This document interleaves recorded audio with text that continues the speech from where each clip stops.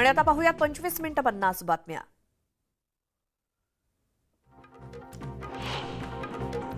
राज्यामध्ये अवकाळी पावसाचा इशारा देण्यात आलाय. पुढील 3 दिवस वादळी वाऱ्यासह पावसाचा अंदाज असून अनेक भागात गारपिटीला पिकं आडवी झाली आहे, तर मराठवाडा, उत्तर महाराष्ट्रासह विदर्भामध्ये पावसामुळे तापमानात 4 ते 6 अंशांची घट झाली आहे. एकीकडे अवकाळीचं संकट असतानाच द्राक्षांच्या दरात सुद्धा मोठी घसरण झाली आहे. त्यामुळे नाशिकमधील द्राक्ष उत्पादकांना 12 कोटींचा फटका बसलाय. लांब आकाराच्या द्राक्षांना प्रति किलो 30 ते 32 रुपये, तर गोल द्राक्षांना 20 ते 22 रुपये भाव मिळतोय. जालन्यामध्ये अवकाळी पावसानं हजेरी लावली आणि बदनापूर, अंबड, भोकरदन, मंठा या तालुक्यात पावसानं हजेरी लावली असून मंठ्यातील तळणी भागात गारपीट सुद्धा झाली. अवकाळी पावसामुळे कांदा पिकाचं मोठं नुकसान झालंय. जळगावच्या चोपडा तालुक्यात झालेल्या वादळी वाऱ्यासह पावसामुळे शेती पिकाचं मोठं नुकसान झालंय. 53 गावातील 1300 हेक्टर क्षेत्रावर 2100 शेतकऱ्यांच्या शेतातील पिकांचं नुकसान झालं असून त्यामुळे त्वरित नुकसानीचे पंचनामे करून मदत देण्याची मागणी शेतकऱ्यांनी केली आहे. पुण्यातील मावळ आणि मुळशी तालुक्याला पावसाचा फटका बसला असून अवकाळी पावसामुळे मुळशीतील आंब्याच्या पिकांचं मोठं नुकसान झालंय, तर गहू, हरभरा आणि बटाट्याची पिकं भुईसपाट झाली आहेत. नांदेडमध्ये वादळी वाऱ्यासह अवकाळी पावसानं हजेरी लावली आणि अवकाळीमुळे नांदेडच्या भोकरमध्ये शेतीचं मोठं नुकसान झालंय. याबाबत माहिती मिळताच काँग्रेसचे नेते अशोक चव्हाणांनी जिल्हाधिकाऱ्यांना संपर्क साधून पंचनामे करण्याच्या सूचना दिल्या, तर पंचनाम्याचा तातडीनं अहवाल पाठवण्याचेही आदेश दिलेत. नाशिकवरून विधान भवनाच्या दिशेनं निघालेल्या शेतकऱ्यांचा मोर्चा वाशिंदमध्ये पोहोचलाय. काल विधान भवनात मुख्यमंत्र्यांसोबत 3 तास सर्व विषयांवरती चर्चा झाली. आज मुख्यमंत्री एकनाथ शिंदे या सगळ्या संदर्भात सभागृहात निवेदन सादर करणार आहेत. राज्य सरकारी कर्मचाऱ्यांच्या संपाचा 4था दिवस आहे आणि जुनी पेन्शन योजना लागू करण्याच्या मागणीसाठी शासकीय कर्मचाऱ्यांनी पुकारलेल्या संपामुळे सर्वसामान्यांची शासकीय कार्यालयातली कामं रखडली आहेत आणि या कामांसाठी त्यांना फेऱ्या माराव्या लागत आहेत.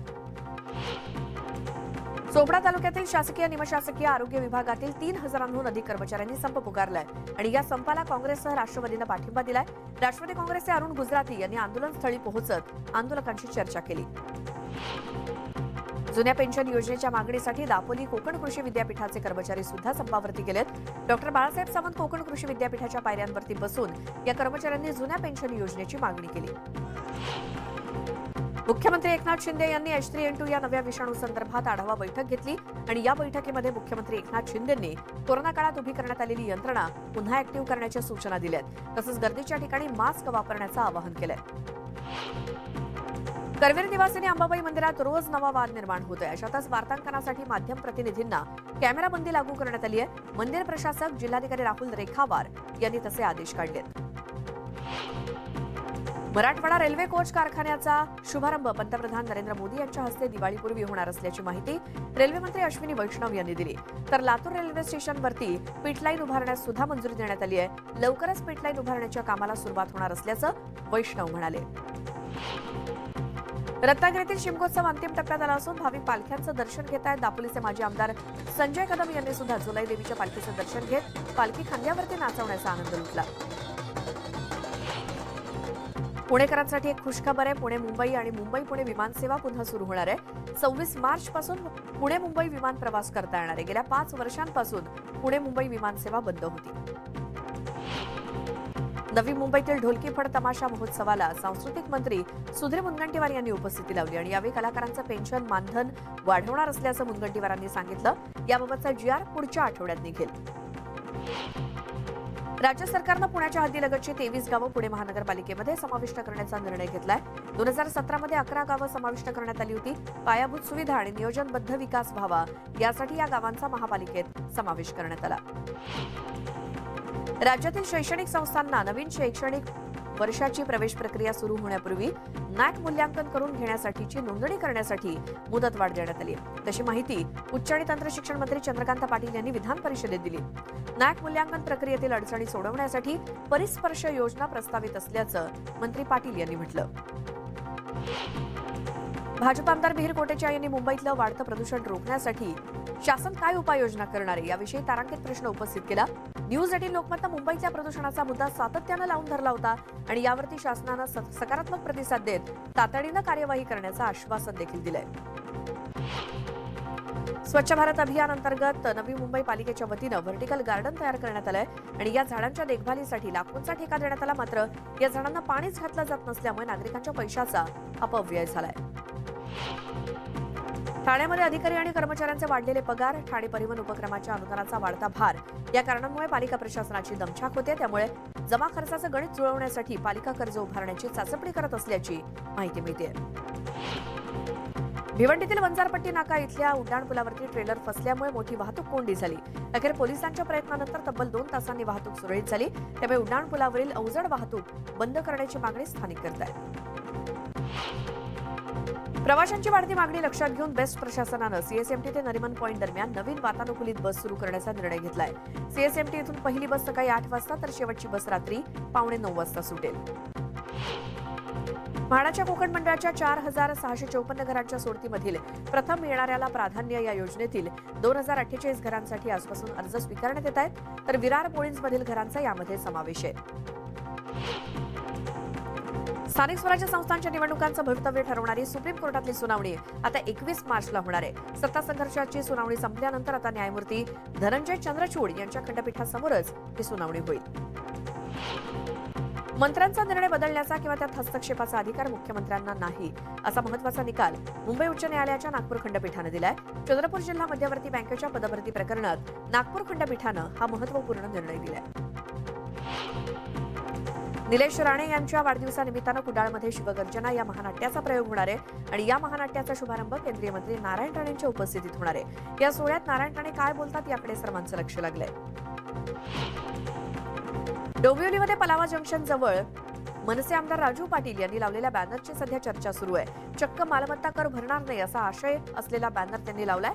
नोटीस त्वरित रद्द करून मालमत्ता करात 66% सूट देण्याची मागणी राजू पाटील यांनी केली आहे.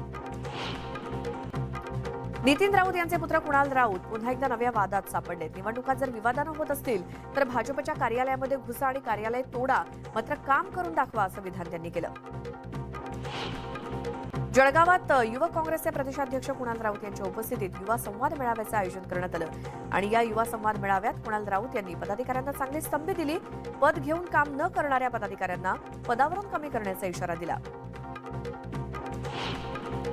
तब्बल 70 वर्षांहून अधिक काळ रखडलेल्या कल्याण मुरबाड रेल्वे मार्गाला मंजुरी दिल्याबद्दल पंतप्रधान नरेंद्र मोदींचे केंद्रीय राज्यमंत्री कपिल पाटील यांनी आभार मानलेत. नरेंद्र मोदींना श्री गणेश मूर्ती भेट देत केंद्रीय राज्यमंत्री कपिल पाटील यांनी नागरिकांच्या वतीनं कृतज्ञता व्यक्त केली. तीर्थक्षेत्र पंढरपूरचा विकास करताना पुरातन वाडे वास्तू यांना बाधा न पोहोचवता विकास करा असे निर्देश विधान परिषदेच्या उपसभापती नीलम गोऱ्हेंनी दिलेत. पंढरपूरच्या विकास आराखड्याबद्दल नीलम गोऱ्हेंनी विखे पाटील, तानाजी सावंत, उदय सामंत आणि तीर्थक्षेत्र बचाव आणि संत भूमी बचाव समिती यांच्यासोबत बैठक घेतली आणि त्या बैठकीमध्ये हे निर्देश दिलेत. जळगावातल्या धरणगाव तहसील कार्यालयाचे नायब तहसीलदार पुंडलिक भट तसंच कोतवाल राहुल शिरोडेला अटक झाली आहे. वाळू वाहतूक करणाऱ्या डंपरवरती कारवाई न करण्याच्या मोबदल्यात त्यांनी लाच मागितली होती आणि लाच घेताना लाचलुचपत प्रतिबंधक विभागानं कारवाई केली. इथे आणखी एक छोटासा ब्रेक घेतोय, मात्र तुम्ही पाहत राहा न्यूज 18 लोकमत.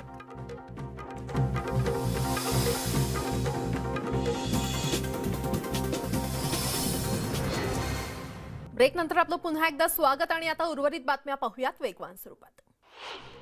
शहापूर तालुक्याला पावसानं झोडपून काढले. शहापूरमधील उमराईत एका झाडावर वीज पडल्यानं झाड जळून खाक झाले. भुसावळ राष्ट्रीय महामार्गावर एका भरधाव ट्रकनं रास्ता दुभाजकाला धडक दिली. ट्रकनं चालकाचं नियंत्रण सुटल्यानं हा अपघात झाला. यामध्ये मोठं नुकसान झाले. 30 वर्षीय नराधमानं 4 वर्षीय चिमुकलीवर अत्याचार केल्याची धक्कादायक घटना पालघरच्या बोईसर कुंभवली इथे घडलेली आहे. शेजारी राहणाऱ्या आरोपीनं अंधाराचा फायदा घेत या चिमुकलीवर अत्याचार केला. या आरोपीला काही तासातच बोईसर पोलिसांनी अटक केली असून पीडित चिमुकलीवर उपचार सुरू आहेत. शिक्षकी पेशाला काळीमा फासणाऱ्या घटनांनी गोंदिया जिल्हा हादरलेला आहे. आणखी एका विद्यार्थिनीचा शिक्षकानं लैंगिक छळ केल्याची घटना समोर आली आहे. या प्रकरणी आरोपी हेमंत कुमार येर्णे याला 28 मार्चपर्यंत न्यायालयीन कोठडी सुनावण्यात आली. नवी मुंबईतल्या सिडको कार्यालयातील लाचखोर अधिकाऱ्याला एसीबीकडून अटक करण्यात आली आहे. मुकुंद बंडा असं या अधिकाऱ्याचं नाव आहे. घराच्या बदल्यात सिडकोकडून मिळणाऱ्या भूखंडाची पात्रता निश्चित करण्याचा प्रस्ताव मंजुरीसाठी पाठवायचा होता. यासाठी त्यानं 7 लाखांची लाच मागितली होती. भंडाऱ्याच्या लाखनी येथील सिंधी लाईन चौकात मधमाशांनी नागरिकांवर हल्ला केला. या मधमाशांच्या हल्ल्यात 2 जण जखमी झाले असून एकाची प्रकृती गंभीर आहे. डोंबिवलीत फेरीवाल्यांकडून एका रुग्णवाहिकेच्या चालकाला बेदम मारहाण करण्यात आल्याचा प्रकार समोर आलाय. यात रुग्णवाहिका चालकाच्या हाताला मार लागलाय. या प्रकरणी 2 फेरीवाल्यांविरोधात रामनगर पोलीस ठाण्यात गुन्हा दाखल करण्यात आलाय. बुलढाण्यातल्या देऊळगाव राजा तालुक्यात व्हॉट्सअॅप आणि इंस्टाग्रामवर स्टेटस ठेवून तरुणानं आत्महत्या केली आहे. गजानन गुरव असं या तरुणाचं नाव आहे. तो देऊळगाव मही इथल्या काँग्रेसच्या अल्पसंख्याक सेलचा शहराध्यक्ष होता. गर्लफ्रेंडनं धोका दिला म्हणून त्यानं झाडाला गळफास घेत आत्महत्या केली. बुलढाण्यातल्या खामगावातील गांधी चौकात गाडीच्या डिक्कीतून 6 लाख रुपये लंपास केल्याची घटना घडली आहे. गाडी चालक गाडी उभा करून भेळपुरी खाण्यासाठी गेला होता. यावेळी संधी साधून चोरट्यानं डिक्कीतील रक्कम चोरून पळ काढला. वाशिमच्या कारंजा शहरात कुरिअर ऑफिसमध्ये चोरी झाली आहे. 3,21,000चा मुद्देमाल चोरीला गेला असून या प्रकरणी कुरिअर ऑफिसमधील मॅनेजर आणि सहकार्याला पोलिसांनी बेड्या ठोकल्या. जळगावातल्या रिंग रोड इथे चोरट्याचा एटीएम मशीन फोडण्याचा प्रयत्न फसला. एटीएम फोडण्यात अयशस्वी झाल्यानं तो घटनास्थळावरून पसार झाला. आता सीसीटीव्हीच्या आधारे पोलीस या व्यक्तीचा शोध घेत आहेत. राहुल गांधी यांनी लंडनमध्ये केलेल्या विधानांबाबत माफी मागितली नाही तर त्यांचं लोकसभेतून निलंबन करावं अशी मागणी भाजपनं केली आहे. या संदर्भात विशेष चौकशी समितीची स्थापना करण्याची मागणी भाजपनं लोकसभा अध्यक्ष ओम बिर्ला यांच्याकडे केली. बंगळुरूमध्ये गॅस गळतीमुळे स्फोट होऊन काही घरांना आग लागली. या स्फोटात 3 जण होरपळलेत. या घटनेचा सीसीटीव्ही व्हिडिओ देखील समोर आलाय. तामिळनाडूतील धर्मापुरी येथे फटाके बनवणाऱ्या कारखान्याच्या गोदामात स्फोट झाला. या गोदामात स्फोटात 2 जणांचा मृत्यू झालाय तर 1 जण जखमी झालाय. वृंदावनच्या रंगजी मंदिरात ब्रह्मोत्सवानिमित्त 10 दिवस रथयात्रेचं आयोजन करण्यात येतं. या 52 फूट उंच रथाला ओढण्याची परंपरा आहे आणि या रथोत्सवासाठी हजारो भाविक वृंदावनमध्ये दाखल झाले. अभिनेत्री अनुष्का शर्मानं क्रॉसॉन खातानाचे फोटो शेअर केलेत. डाएट विसरून एखाद्या लहान मुलीप्रमाणे तिनं हे क्रॉसॉन एन्जॉय केलंय. तिचा आनंद फोटोत दिसून येतोय. अभिनेत्री आलिया भट्टनं तिचा 30वा वाढदिवस साजरा केला. त्यानंतर तिच्या गुलाबी स्वेटरची सगळीकडे चर्चा आहे. आलियानं जो स्वेटर परिधान केला आहे त्याची किंमत 1,44,000 इतकी असल्याची माहिती मिळते. आणि आता एक सविस्तर बातमी पाहूयात. कोणी रस्ता देतं का रस्ता अशी विचारण्याची वेळ एखाद्या गावावर यावी हे दुर्भाग्यच, पण हो हे खरंय.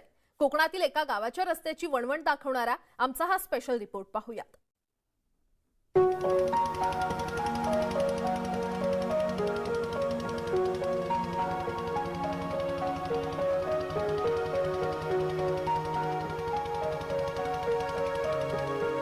निसर्ग सौंदर्याची खाण म्हणजे कोकण.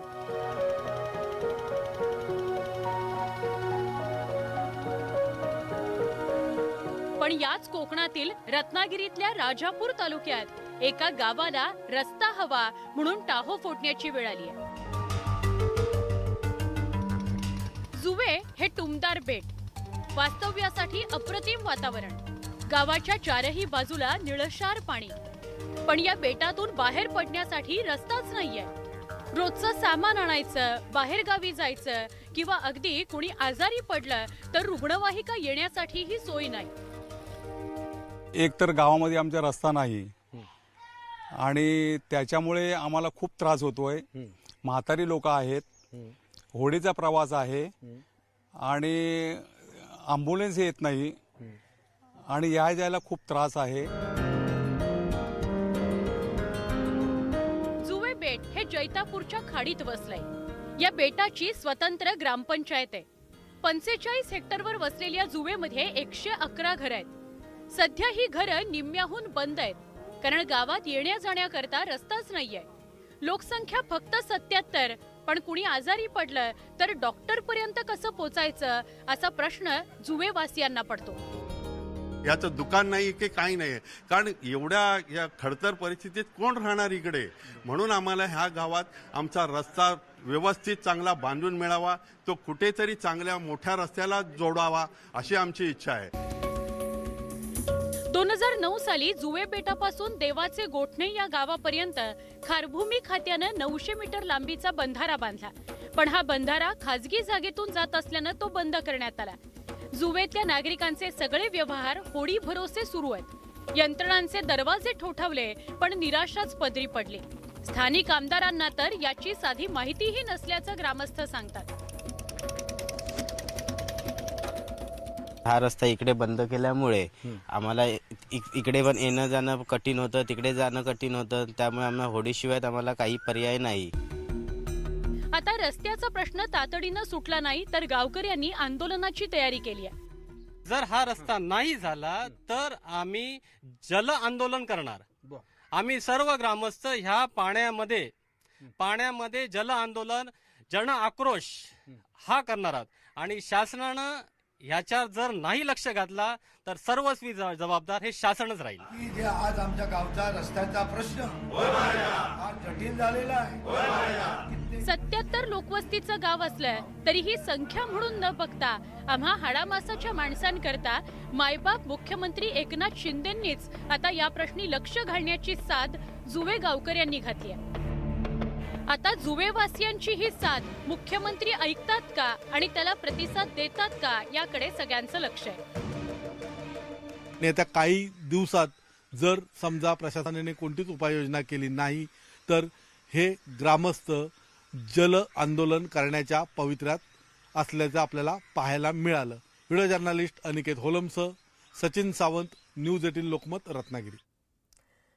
तर राजापुरातल्या जुवे बेटाची ही कथा आपण पाहिली. अतिशय सुंदर गाव, मात्र या गावाला रस्ताच नाहीये. त्यामुळे प्रशासन आता याकडे लक्ष देणार का हे पाहणं महत्त्वाचं ठरणार आहे. यासोबतच या बुलेटिनमध्ये वेळ झाली इथेच थांबण्याची, मात्र लगेचच पुढचं बुलेटिन सुरू करतंय. ते म्हणजे प्रत्येक जिल्ह्यातील बातमी आपण या बुलेटिनमध्ये पाहणार आहोत. सुरुवात करूया टॉप 18 बातम्यांनी.